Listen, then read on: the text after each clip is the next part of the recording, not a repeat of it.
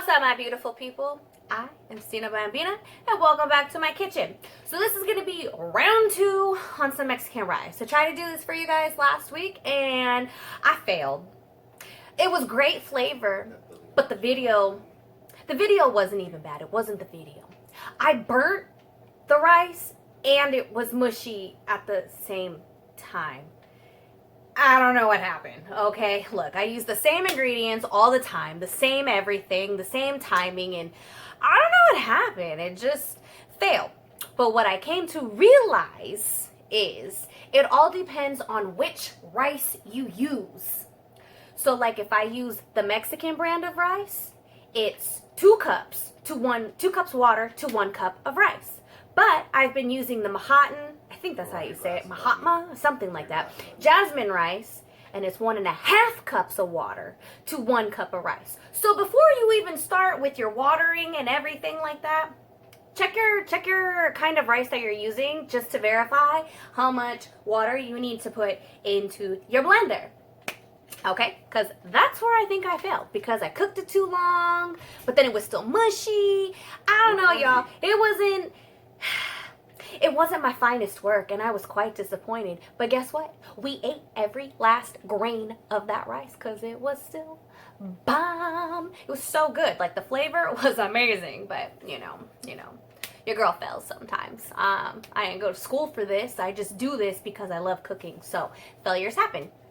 Anyways, let's get to the ingredients. I got 1 cup of white rice, jasmine rice, cleaned. Make sure you clean it nice and good, like you wash your hair. Clean it, make sure it's clean, get all the starchy stuff off of it, because nobody likes starch. All right, and yes, I do it in a colander. You can do it in whatever you want. You want to do it in a bowl, do it in a bowl. That's how I do it. Don't knock me for it. I've had a lot of people be like, ew, why do you do that? Well, because that's the way I do it. I don't care if you don't like that. Okay, do it your way. I'm gonna use some vegetable oil, a couple tablespoons to fry the rice in.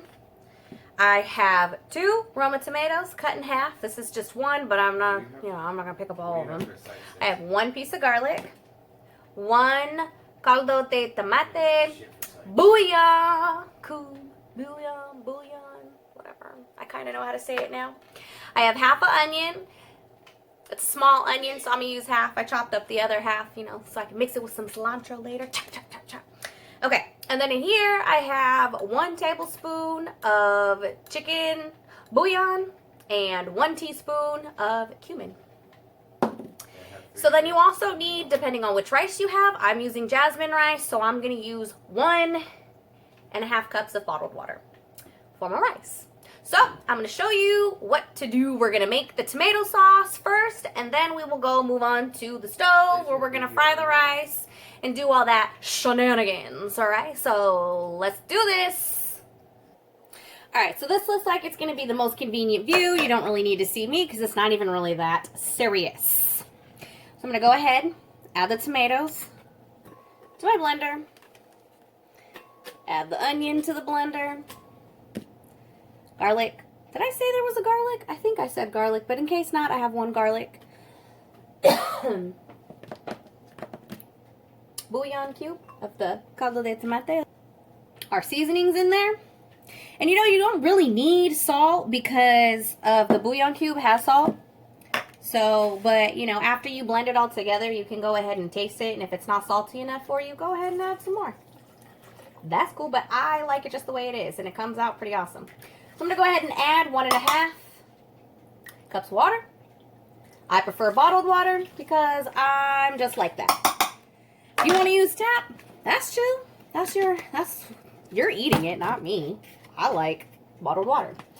Lid on, blend away, baby.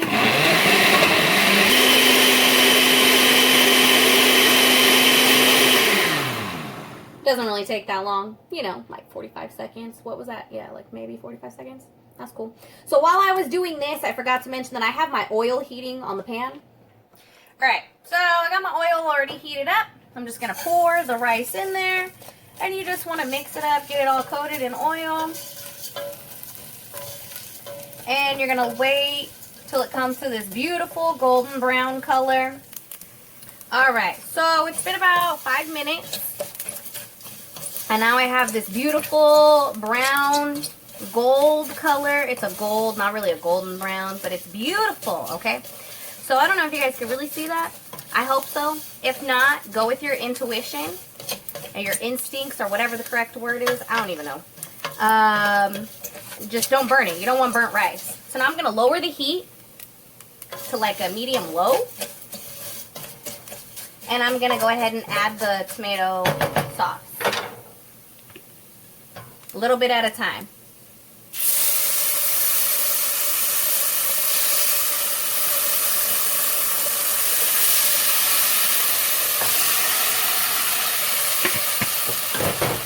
And mix it up.